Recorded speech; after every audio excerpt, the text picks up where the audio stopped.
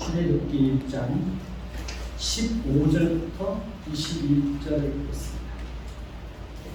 출애굽기 1장 15절부터 22절까지 읽겠습니다.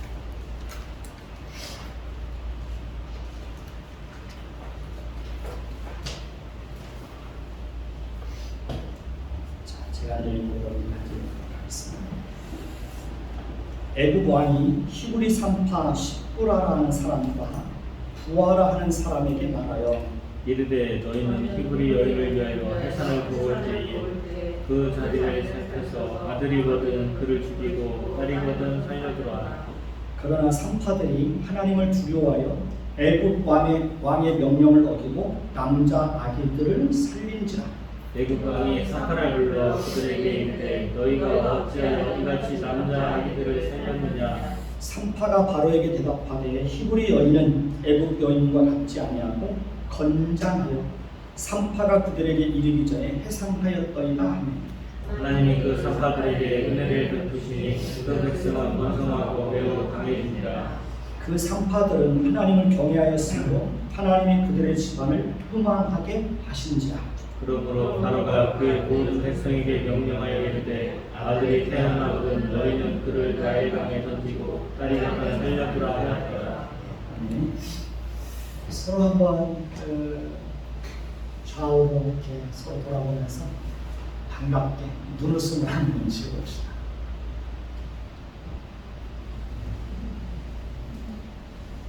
눈웃음이 다들 이뻐요. 요즘 저는 손경민 씨가 부른 은혜라는 찬양에 푹 빠져 있습니다. 저는 은혜라는 그 찬양을 제 카톡방으로 옮겨놓고 새벽에 기도할 때마다 핸드폰으로 이렇게 1시간 연속 듣기로 해서 은혜라는 그 찬양을 들으면서 기도를 하고 있습니다.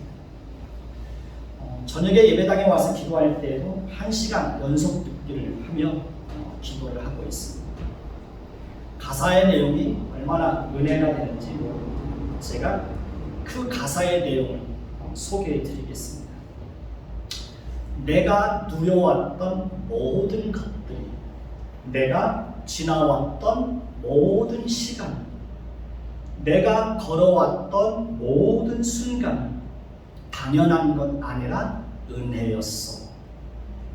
아침 해가 뜨고 저녁의 노을, 봄의 꽃향기와 가을의 열매, 변하는 계절의 모든 순간이 당연한 것 아니라 은혜였어. 모든 것이 은혜, 은혜, 은혜. 한없는 은혜. 내 삶에 당연한 것 하나도 없었던 것을 모든 것이 은혜, 은혜였어. 내가 이 땅에 태어나 사는 것, 어린아이 시절과 지금까지 숨을 쉬며 살며 꿈을 꾸는 삶, 당연한 것 아니라 은혜였어.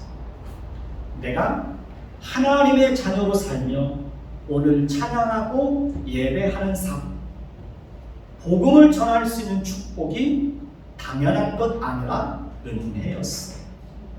모든 것이 은혜, 은혜, 은혜. 한없는 은혜. 내 삶에 당연한 것 하나도 없었던 것을 모든 것이 은혜, 은혜였어. 모든 것이 은혜, 은혜, 은혜, 한없는 은혜. 내 삶에 당연한 것 하나도 없었던 것을 모든 것이 은혜, 은혜였어.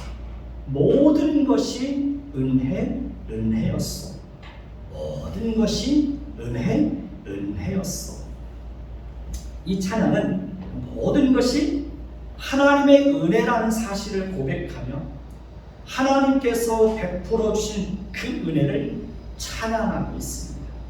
우리는 오늘 말씀을 통해서도 하나님의 신실하심과 하나님의 일하심과 하나님의 백성들을 향한 하나님의 은혜가 얼마나 세밀하고 구체적이고 풍성하게 임하는지를 확인할 수 있습니다. 이제 하나님께서 아브라함에게 언약하신 대로 이스라엘 자손들이 애굽에서 나와서 하나님께서 그들의 조상들에게 약속하시고 맹세하신 땅으로 돌아가야 할 때가 점점 다가오고 있었습니다. 출애굽기 1장은 야곱의 아들들의 이름을 기록하는 것으로 시작하고 있습니다. 6절을 보면 6절을 보십시오. 6절에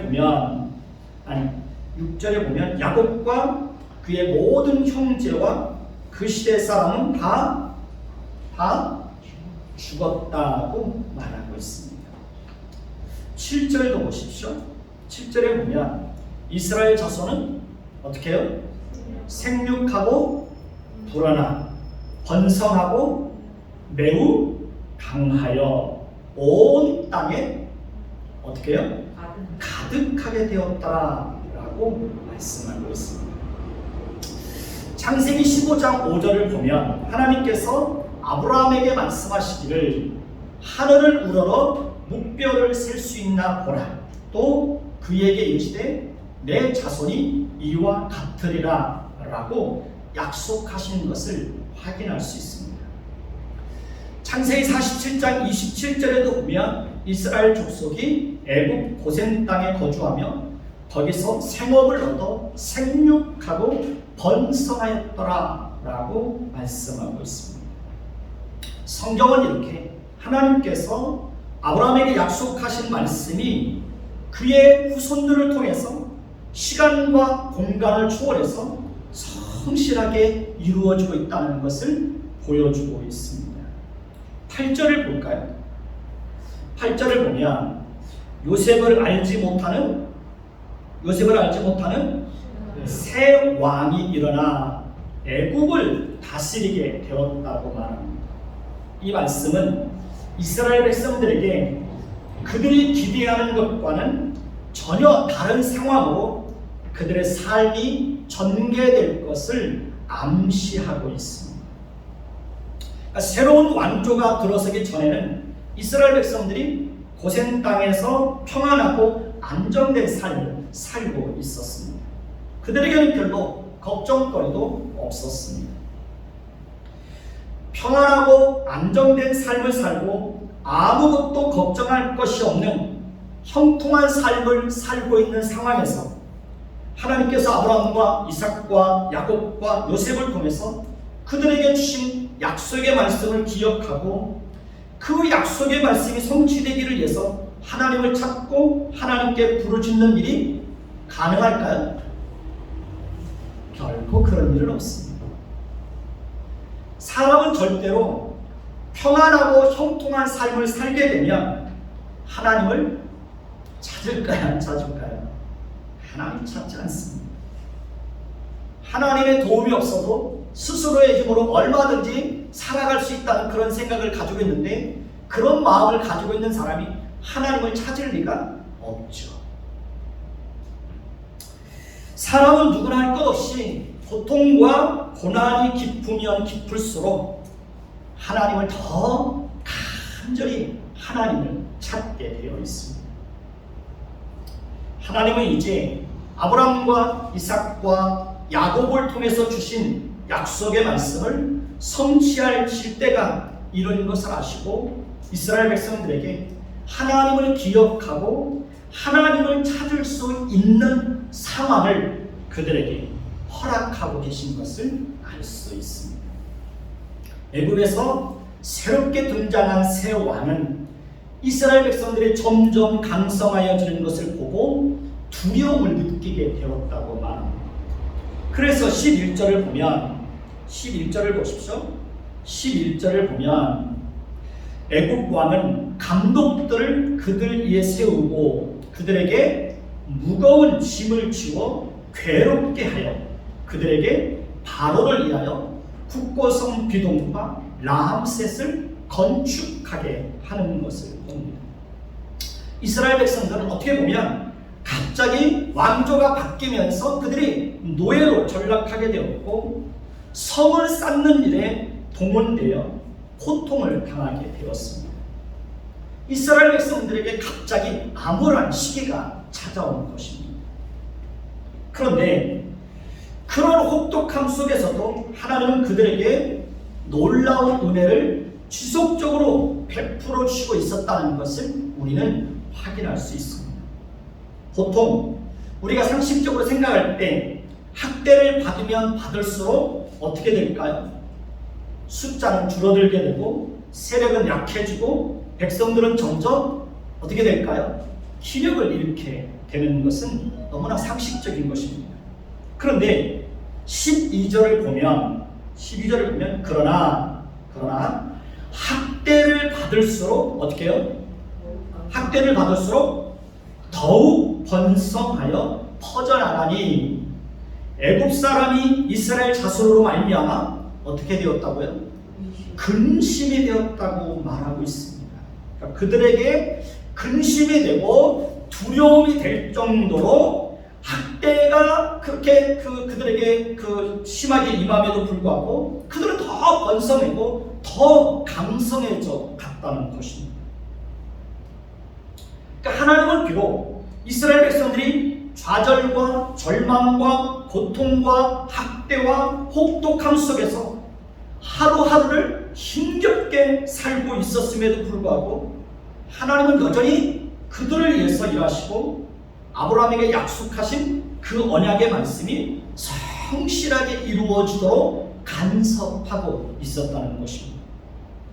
하나님은 이스라엘 백성들이 느끼지 못하고 인식하지 못하고 보이지 않는 가운데서도 하나님은 그들을 위해서 여전히 일하고 계셨다는 것을 보여주고 있습니다.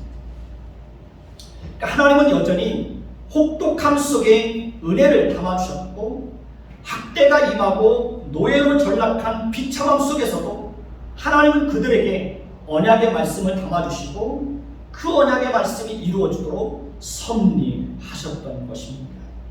우리는 보통 곤고한 날에는 하나님께서 우리를 위해서 일하지 않고 은혜를 베풀어 주지 않는다고 생각을 합니다. 우리는 환난의 때를 보낼 때에는 하나님께서 우리에 대해서 무관심하고 돕지 않는다고 생각하고 우리의 기도에 응답해 주지 않는다고 생각합니다. 그리고 우리는 하나님께서 우리의 눈에 보이도록 어떤 손길을 베풀어 주실 때만 하나님께서 우리에게 은혜를 베풀어 주시고 우리와 함께 하신다고 생각합니다. 그러나 그것은 어디까지나 우리의 생각일 뿐입니다. 하나님은 환난과 고통과 비참함 속에서도 여전히 우리를 위해서 일하실까요? 안 하실까요? 일하십니다. 그 속에서도 하나님은 변함없이 우리의 성품을 다듬어 내십니다. 우리의 속사람을 다듬어 가십니다. 그리고 하나님께서 목적하신 그 자리로 우리를 환난과 고통과 그 비참함 속에서도 하나님은 끝없이 우리를 하나님이 목적하신 그 자리로 우리를 끌고 가는 그 일들을 하나님은 절대로 멈추지 않습니다. 사람은 누구나 할 것 없이 환난과 고통과 비참함과 혹독함과 험악한 세월과 지독한 가난 속에서 오랜 세월 동안 참고 견디는 인내의 시간을 갖지 못하면 생각이 깊어지지 않습니다. 성품이 다듬어지지 않습니다. 다른 사람의 아픔과 고통을 헤아리는 안목을 갖지는 못합니다. 물론 모든 사람이 환난의 때를 보낸다고 해서 생각이 깊어지고 성품이 다듬어지고 다른 사람의 아픔과 어떤 고통을 헤아리는 안목을 갖는 것은 아닙니다. 환난의 때를 만났을 때 오히려 마음이 더 광팍해지고 완악해지는 사람들이 있습니다. 그러나 반대로 환난의 때를 보내는 동안에도 생각이 깊어지고 성숙해지고 성품이 다듬어지고 어린아이처럼 더 순수해지고 하나님을 더 의지하고 다른 사람의 고통을 헤아리는 사람으로 그가 변하고 있었다면 그것은 순전히 하나님께서 그에게 계속해서 은혜를 베풀으셨기 때문에 가능한 것입니다. 하나님의 은혜가 주어지지 않는 사람은 누구나 할 것 없이 고통 속에 빠지게 될 때 어떻게 될까요? 더 비참함 속으로 빠져 들어가게 되어 있습니다. 더 깊은 늪 속에 빠져 들어갑니다. 저와 여러분이 혹독함 속에서 험악한 세월을 보내는 동안에도 더 비참함 속으로 빠져들어가지 않고 여전히 우리의 마음이 하나님을 향하고 있고 하나님을 찬양하고 하나님을 예배하고 있다면 그 또한 하나님께서 끊임없이 우리에게 무엇을 베푸르셨기 때문에 가능한 것입니까?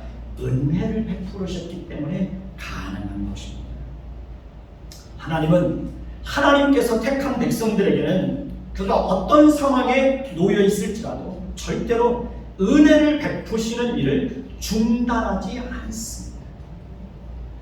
우리가 혹시 죄악 가운데 빠지게 되어서 하나님을 멀리하는 일이 있다 할지라도 하나님은 여전히 우리에게 은혜를 베풀어 주시고 우리로 하여금 잘못된 길에서 돌이키도록 하나님께서 우리 인생 가운데 간섭하십니다.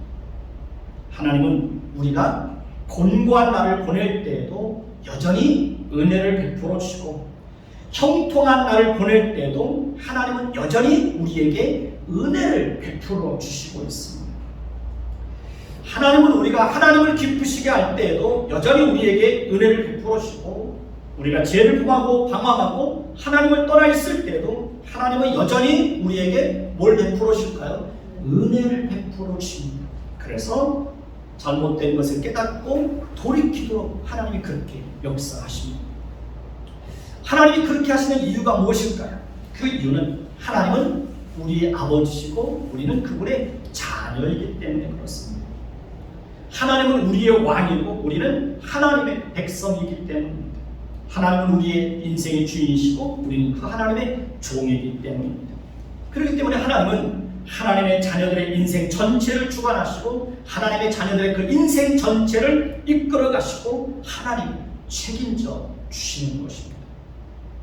오늘 말씀 13절에서 14절을 보시면 13절 14절을 보면 이스라엘 자손에게 이를 엄하게 시켜 어려운 노동으로 그들의 생활을 괴롭게 하니 곧 흙 이기기와 벽돌 굽기와 농사의 여러 가지 일이라 그 시키는 일이 모두 엄하였더라 라고 말씀하고 있습니다. 12절을 보면 학대를 받을수록 더욱 번성하여 어떻게 해요? 더 번성하여 퍼져갔다고 말합니다. 그러니까 이것은 여전히 하나님께서 그들에게 은혜를 베풀어 주시고 있었다는 확실한 증거가 됩니다. 그런데 13절, 14절을 보면 전혀 다른 상황으로 전개되는 것을 봅니다. 그러니까 하나님께서 그들에게 은혜를 베풀어 주시고 있었음에도 불구하고 그들의 상황은 조금도 개선되지 않고 더 어려운 상황으로 그렇게 빠져 들어가는 것을 봅니다. 우리는 하나님께서 우리에게 은혜를 베풀어 주시면 우리의 상황은 개선되고 더 나아지고 형통하게 되고 근심거리가 완전히 제거되어야 한다고 그런 생각을 가지고 있습니다. 그러나 그러한 기대와는 달리 전혀 다른 상황으로 변하면 하나님께서 우리를 버리셨다고 생각합니다. 하나님께서 함께하지 않는다고 생각합니다. 하나님께서 우리를 위해서 일하시지 않는다고 생각합니다. 하나님께서 우리에게 은혜를 베풀어 주지 않는다고 생각합니다. 그러나 그것은 어디까지나 우리가 하나님의 성품을 몰라서 그런 오해를 갖게 되는 것입니다. 하나님은 언제나 변함없으신 신실하신 분이십니다. 하나님은 언제나 동일하신 분입니다. 하나님은 언제나 우리와 함께 하시는 분입니다. 우리는 하나님께서 우리와 함께하여 주신다는 사실을 잊고 살다가도 하나님께서 우리에게 직접적으로 어떤 은혜를 베풀어 주셔서 우리가 고민하고 안고 있는 현실의 문제들을 해결해 주시고 환경을 변화시켜 주시고 우리의 상황이 달라질 때만 하나님이 우리와 함께 하신다고 그런 생각을 합니다. 그러나 우리가 하루하루 살아있고 호흡하고 움직이고 있고 우리에게 주어진 일상생활을 하루하루 살아가고 있다는 것, 그 자체가 하나님께서 여전히 우리와 함께하여 주시고 우리에게 은혜를 베풀어 주시고 있다는 확실한 증거가 되는 것입니다. 애굽의 바로왕은 이스라엘 백성들이 학대를 받으면 받을수록 더욱 번성하여 퍼져나가는 것을 보고 근심이 되어 이를 엄하게 하여 어려운 노동으로 그들의 생활을 괴롭게 하였습니다. 그러나 이 말씀도 자세히 살펴보면 이미 하나님께서 아브라함에게 이스라엘 백성들이 이방에서 대비되어 그들을 섬기게 될 것이고 그들은 400년 동안 내 자손을 괴롭게 할 것이라고 이미 말씀해 주셨습니다. 그러니까 이스라엘 백성들의 입장에서만 보면 그들은 학대를 받고 노예로 전락하여 그들을 섬기고 어려운 노동으로 괴롭힘을 당하는 것으로만 그렇게 보여질 수 있습니다. 그러나 하나님은 그 또한 하나님께서 아브라함에게 언약하신 말씀을 이루어 가시는 과정으로 삼고 있었다는 것을 알 수 있습니다. 그들이 이방 나라에서 대기되어 그들을 섬기면서 학대를 당하고 괴롭힘을 당하고 하루하루 비참한 삶을 살고 있었지만 그들의 그런 비참함 속에 하나님의 언약의 말씀이 담겨져 있고 하나님은 그런 비참함 속에 하나님의 그 언약의 말씀을 담아주시고 그 언약의 말씀을 생명을 걸고 성실하게 이루어 가시는 과정으로 삼고 있었던 것입니다. 하나님은 보이지 않는 가운데서도 여전히 하나님께서 작정하시고 계획하신 일이 이루어지도록 성실하게 일하고 계시는 것입니다. 하나님은 이스라엘 백성들의 삶 가운데서 여전히 일하시고 놀라운 은혜를 베풀어 주시고 있었다는 것을 우리는 산파들의 행동을 통해서도 확인할 수 있습니다. 애굽 왕 바로왕은 이스라엘 백성들이 학대를 받으면 받을수록 더 번성하고 어려운 노동으로 그들을 괴롭히고 일을 엄하게 시킴에도 불구하고 그들이 점점 강성해지는 것을 보고 두려움에 사로잡혀서 히브리 산파들에게 잔인하고 끔찍하고 무서운 명령을 내리는 것을 봅니다. 애굽 왕의 명령이 히브리 산파 십보라가 부활하는 사람에게 내려졌습니다. 16절을 보면 이르되 너희는 히브리 여인을 위하여 해산을 도울 때에 그 자리를 살펴서 아들이거든 어떻게 해요? 그를 죽이고 딸이거든 살려두라고 했습니다. 얼마나 무섭고 두렵고 잔인한 명령입니다.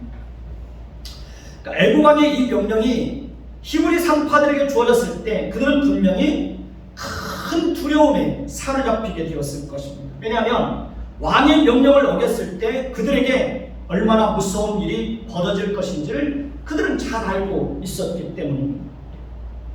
이스라엘 백성들은 분명 큰 두려움과 공포심에 사로잡히고 아이를 가진 여자들은 물론 모든 이스라엘 백성들은 자신들에게 큰 화가 미친 것으로 알고 아마 통곡의 눈물을 흘리고 있었을 것입니다. 하나님은 여전히 그들을 위해서 일하시고 그들에게 은혜를 베풀어 주시고 있었음에도 불구하고 그들의 상황은 조금도 나아지지 않고 더 악한 상황으로 치닫게 되는 것을 봅니다.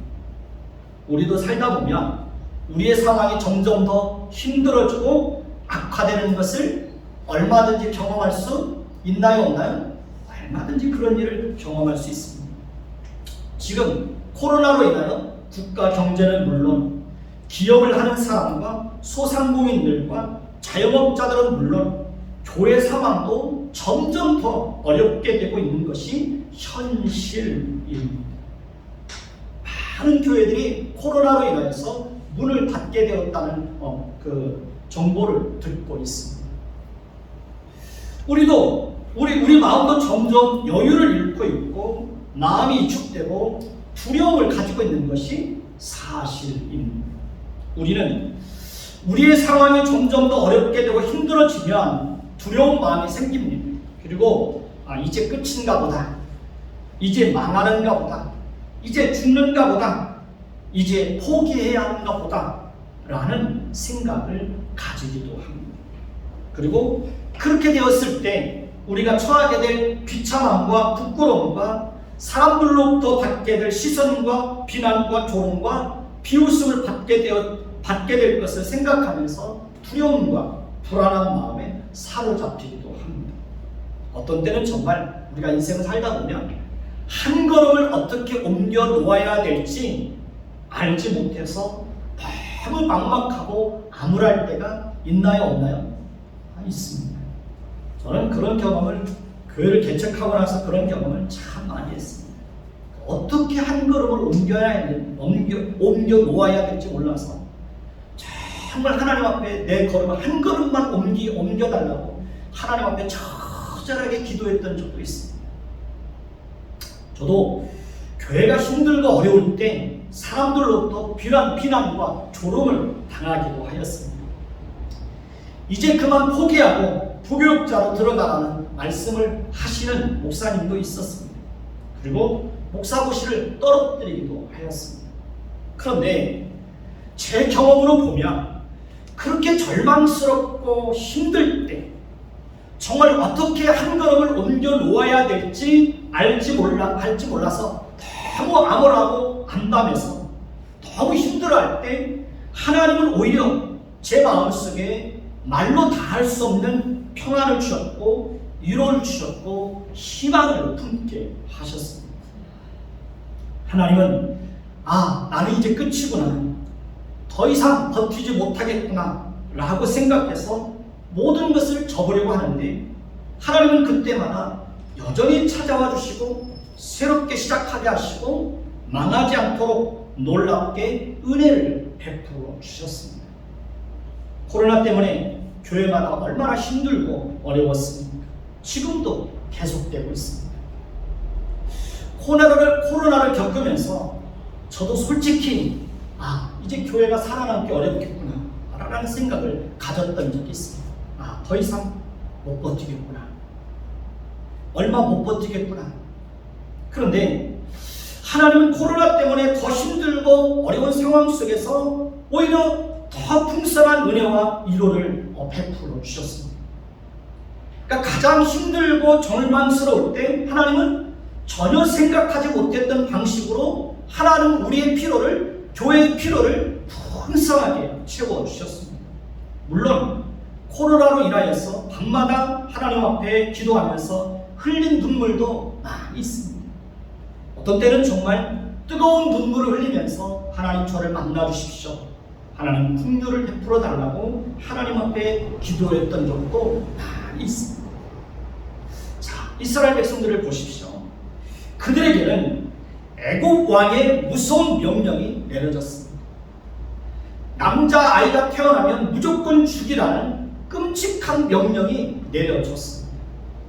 그들은 분명히 이제 우리는 끝이구나, 이제 우리는 망했구나, 태어나는 우리 아이들에게 우리가 해줄 수 있는 것이 아무것도 없구나, 우리에게는 아무런 희망이 없구나 라고 좌절하고 절망하고 고통 속에서 절규하고 있었을 것입니다.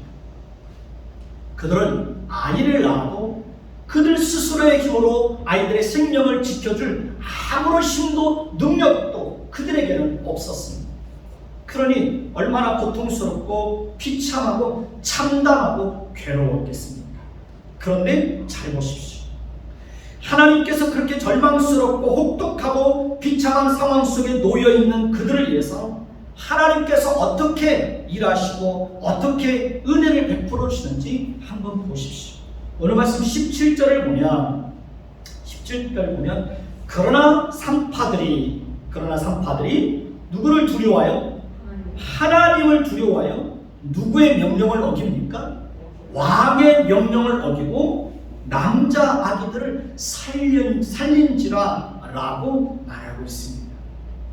그러니까 이스라엘 백성들은 그들의 힘으로 아무것도 할 수 없고 아이들의 생명을 지켜줄 수 없는 그런 고통스러운 상황에 놓여 있을 때 하나님은 산파들에게 은혜를 주시고 그들에게 하나님을 두려워하는 마음을 주셔서 왕의 명령을 거역하고 아이들을 살려내게 하였던 것입니다. 하나님은 이렇게 때로 우리의 생각과 한계를 뛰어넘어서 자기 백성들을 위해서 얼마든지 구원하시는 일을 행하실 수 있는 분이라는 것을 우리에게 알려주고 있습니다. 하나님은 때로 우리의 생각 밖에서 우리가 전혀 기대하지 않고 생각하지 못했던 방식으로 또 때로는 사람들을 통해서 그들에게 선한 마음과 도울 수 있는 마음과 나누고 베풀 수 있는 마음을 주셔서 우리를 하나님의 백성들을 돕게 하시는 일을 행하십니다. 하나님의 작정과 뜻은 하나님께서 아브라함에게 약속하신 대로 아브라함의 후손이 어떻게 되는 겁니까? 하늘의 별과 같고 바닷가의 모래와 같이 많아지는 것입니다. 그런데 애굽의 바로 왕이 자신의 권력을 이용해서 하나님의 백성들을 무참히 살해하려고 하고 있습니다. 갓 태어난 어린 아이들을 잔인하게 죽이려고 하고 있습니다. 그러나 우리가 기억해야 할 것은 하나님의 작정은 세상의 어떤 권력자와 권세자와 강한 자와 심지어 사단도 막을 수 없고 지연시킬 수 없고 회방할 수 없다는 것입니다. 하나님은 어떤 악한 세력과 악한 영들이 하나님의 일을 막고 방해한다고 할지라도 하나님은 조금도 방해받지 않고 여전히 하나님의 일을 성실하게 이루어 가시는 신실하신 하나님이십니다. 하나님은 전능하신 분이십니다. 하나님은 지혜가 충만하신 분이십니다. 하나님은 하나님 자신이 작정하시고 계획하시는 것을 못 이루실 것이 전혀 없는 그런 분이십니다. 그러니 우리는 사실 두려울 것이 없습니다. 하나님이 우리를 이해하시고 하나님이 우리의 편이 되어주시고 하나님이 우리를 돌보시고 하나님이 우리와 함께 하실 것이기 때문에 불안해하고 두려워하고 염려할 필요가 있습니까? 없습니까? 없습니다. 물론 우리는 우리의 연약함 때문에 또 연약한 인간이기 때문에 때에 따라서 우리 눈에 보이는 상황을 보고 두려워하고 불안해하고 염려하는 것이 사실입니다. 그럼에도 불구하고 우리는 두려움과 불안과 염려가 우리에게 엄습해 올 때마다 그 두려움과 불안과 염려의 마음이 우리의 생각을 지배하지 못하도록 어떻게 할까요? 하나님이 어떤 분인지를 기억해야 합니다. 그리고 끊임없이 그 하나님을 바라볼 수 있어야 합니다. 어떤 상황 속에서도 하나님을 바라보는 거예요. 하나님이 어떤 분인가를 기억하는 겁니다. 내 상황을 바라보고 내 상황에 빠져들어가는 것이 아니라 그런 상황 속에서도 하나님이 어떤 분인가를 바라보라는 거예요. 그리고 그런 상황 속에서 하나님이 어떻게 일하실 것인지에 대한 기대를 가지라는 겁니다. 히브리 산파들은 애굽 왕의 명령보다 하나님을 더 두려워하였다고 말합니다. 그들에게 애굽 왕의 명령을 거역하고 하나님을 두려워하고 아이들의 생명을 살리게 하신 것은 순전히 하나님께서 아브라함에게 언약하신 것을 성실하게 이루어 가시기 위해서 그들에게 놀라운 은혜를 주셨기 때문입니다. 하나님은 그렇게 참담한 상황 속에서도 자신의 언약의 말씀을 성실하게 이루어 가셨고 그 일을 위해서 히브리 산파들에게 하나님을 두려워하는 마음을 주셨던 것입니다. 히브리 산파들은 아이들의 생명을 살리기 위해서 자신들의 목숨을 내려놓은 것입니다. 그들은 정말 죽으면 죽으리라는 마음으로 하나님을 두려워하고 왕의 명령을 거역하였던 것입니다. 정말 죽을 것 같고 망할 것 같고 끝난 것 같고 아무것도 기대하고 바랄 수 없는 절망적이고 처참하고 비참한 상황에 놓이게 될 때 오히려 살려고 발버둥 치고 하나님께 살려달라고 떼쓰는 것이 아니라 죽으면 죽으리라, 망하면 망하리라. 하나님이 여기까지 하라고 하면 여기까지 하리라. 하나님께서 포기하라고 하면 포기하리라. 하나님께서 문을 닫게 하시면 닫으리라. 기꺼이 닫으리라. 이런 마음을 품으면 오히려 마음에 더 큰 평안과 담대함이 생기는 것을 경험할 수 있습니다. 오히려 두려움과 염려가 사라지는 것을 경험할 수 있습니다. 저도 교회를 개척하고 교회가 뭐 이렇게 거의 이제 마지막 예배까지 드렸었잖아요. 그때도 하나님이 교회 문 닫으면 닫지 뭐, 하나님이 망하게 하면 망하지. 오히려 그런 생각을 갖다 보니까 오히려 그런 어떤 어렵고 힘든 상황 속에서도 제 마음 속에는 말로 표현할 수 없는 큰 평안이 있었고 여러 가지 상황들로부터 마음의 자유를 얻을 수 있었던 것 같습니다. 모든 것을 내려놓으면 오히려 내가 집착했던 것으로부터 진정한 자유를 누릴 수 있는 것입니다. 사실은 우리의 힘으로 살아보려고 집착하면 집착할수록 어떻게 될까요? 더 힘들어집니다.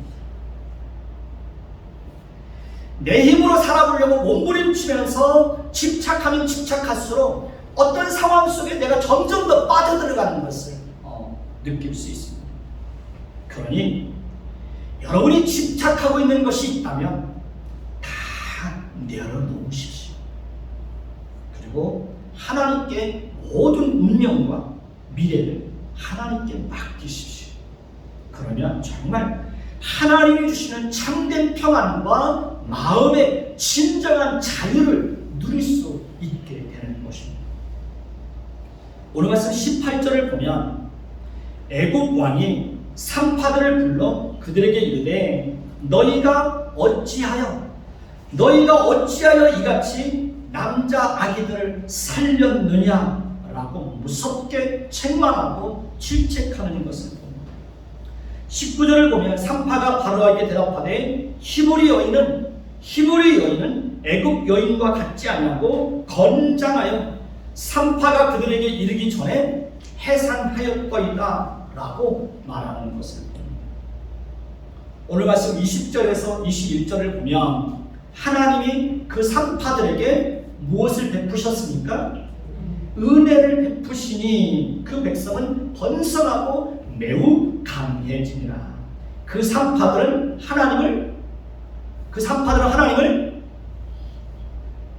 21절 보십시오. 그 산파들은 하나님을 경외하였으므로 하나님이 그들의 집안을 흥왕하게 하셨다라고 말씀하고 있습니다. 히브리 산파들이 하나님을 두려워하여 애굽 왕의 명령을 거역하고 남자 아이들을 살려두었다고 말합니다. 그리고 하나님은 그 산파들에게 은혜를 베푸시고 그 산파들이 하나님을 경외하였음으로 인하여 그들의 집안을 흥왕하게 하셨다고 말씀하고 있습니다. 그리고 하나님은 그런 참혹한 상황 속에서도 하나님의 백성들에게 은혜를 베푸시고 그들로 하여금 어떻게 해요? 번성하고 매우 강해지게 하였다고 말씀하고 있습니다. 그러니까 하나님은 여전히 아브라함과의 언약을 성실하게 지키시고 그들을 위해서 일하시고 은혜를 베풀어 주시는 것을 하나님은 그런 참혹한 상황 속에서도 하나님의 약속을 이루시기 위한 그 하나님의 일을 하나님이 결단코 멈추지 않았다는 것입니다. 우리가 히브리 산파들처럼 하나님을 두려워하고 하나님을 경외하고 하나님 앞에서 우리의 인생을 살아간다면 하나님은 저와 여러분들을 위해서 일하시고 우리 인생 가운데 하나님의 약속의 말씀을 담아주시고 하나님의 약속의 말씀이 풍성하게 이루어지도록 끊임없이 하나님께서 은혜를 베풀어 주실 것입니다. 우리는 하나님의 자녀들입니다. 하나님은 우리의 아버지십니다. 하나님은 우리의 왕입니다. 우리는 그 하나님의 통치를 받는 하나님의 백성들입니다. 하나님은 우리의 인생의 주인이십니다. 우리는 하나님의 종입니다. 그렇기 때문에 하나님은 반드시 저와 여러분들과 우리 자녀들의 인생을 성실하게 돌보시고 우리와 우리 자녀들에게 끊임없이 은혜를 베풀어 주실 것입니다. 이럴 때 사실은 우리가 아멘을 해야 되는 것입니다. 아멘을 해야 될 때 아멘을 할 줄 알아야 되는 거예요. 그러니 오늘처럼 모든 것이 불확실하고 불안하고 두려움과 염려를 안고 살아갈 수밖에 없는 이러한 때에 모든 것을 하나님께 맡기십시오. 그리고 하나님 안에서 참된 평안과 자유를 누리십시오. 하나님을 온전히 믿고 신뢰하십시오. 하나님이 반드시 지키시고 저와 여러분들을 돌보실 것입니다. 요셉이 외국에서 운명하기 전에 남은 자들에게 유언했던 내용이 무엇입니까? 하나님께서 반드시 당신들을 약속의 땅으로 돌아가게 할 것이고 하나님이 반드시 당신들을 어떻게 하실 거라고 말했습니까? 돌보실 것이라고 했습니다. 하나님이 반드시 당신들을 돌보실 것입니다. 그렇습니다. 하나님은 우리가 이 땅에서 나그네 인생을 살아가는 동안 반드시 하나님께서 저와 여러분과 함께 하여 주시고 우리와 우리 자녀들을 성실하게 돌보아 주실 것입니다. 그러니 다 떼어 가지십시오. 불안과 두려운 마음을 다 내려놓으십시오. 우리가 하나님을 사랑하고 하나님을 가까이하고 하나님을 기쁘시게 하기 위해서 우리가 힘쓰는 것만큼 저와 여러분들은 하나님의 은혜를 더 풍성하게 경험하게 될 것입니다. 하나님이 하나님의 백성들에게 성실하게 은혜를 베푸시는 분이라면 하나님을 더 가까이 하고 하나님의 말씀에 순종하고 하나님을 기쁘시게 하기 위해서 힘쓰는 자들이라면 하나님이 얼마나 더 그런 자들에게 은혜를 더 풍성하게 베풀어 주시겠습니까? 우리가 보면은 우리가 가정 안에서 자녀들도 보면 더 이렇게 부모를 기쁘게 하는 자녀들이 있지 않습니까? 그러면 그런 자녀들에게 더 사랑을 베풀고 싶은 것이 부모의 솔직한 마음 아닙니까? 하나님도 마찬가지입니다. 하나님은 자기 백성들에게 공평하게 은혜를 베풀어 주시지만 그럼에도 불구하고 하나님을 더 사랑하고 하나님을 더 의지하고 하나님을 가까이 하고 그분의 말씀을 따라서 성실하게 살아가는 자들에게 하나님께서 더 풍성한 은혜를 베풀어 주는 것이 하나님의 공평입니다.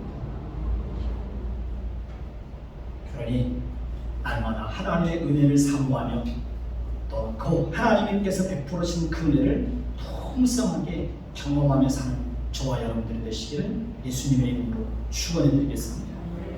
기도하겠습니다. 하나님은 오늘 말씀을 통해서도 하나님께서 아브라함과 이삭과 야곱에게 약속하신 그 언약의 말씀을 참담하고 비참하고 또 고통과 절망과 좌절과 혹독함 속에서 하나님께서 자신의 언약을 얼마나 성실하게 이루어 가시는지 그리고 하나님이 그 언약의 말씀을 이루시기 위해서 어떻게 일하시는지 그런 참담한 상황 속에서도 하나님께서 자기 백성들에게 어떤 은혜를 베풀어 주시는지 우리는 오늘 말씀을 통해서 또 풍성하게 경험하게 되었습니다. 하나님은 우리가 이 땅에서 살아가는 동안 하나님께서 또 하나님의 백성들을 성실하게 돌보셨던 것처럼 우리도 하나님이 성실하게 돌보실 것입니다. 하나님이 이스라엘 백성들에게 혹독함 속에 자비를 담아주시고 그들에게 풍성한 은혜를 베풀어 주셨던 것처럼 우리가 이 땅을 살아가는 동안에도 하나님은 우리에게 끊임없이 은혜 위에 은혜를 도와여 주실 것입니다. 하나님의 그 돌보시는 손길로 우리 인생을 살아가도록 하나님이 함께 하실 것입니다. 그러니 우리 마음과 또 염려와 두려움과 불안한 마음을 다 내려놓을 수 있도록 하나님 도와주세요. 내가 집착하는 것이 있다면 그것을 내려놓을 수 있도록 그래서 마음의 참 평안과 진정한 자유를 누릴 수 있도록 은혜를 베풀어 주옵소서. 예수 그리스도의 이름으로 감사하며 기도드립니다. 아멘.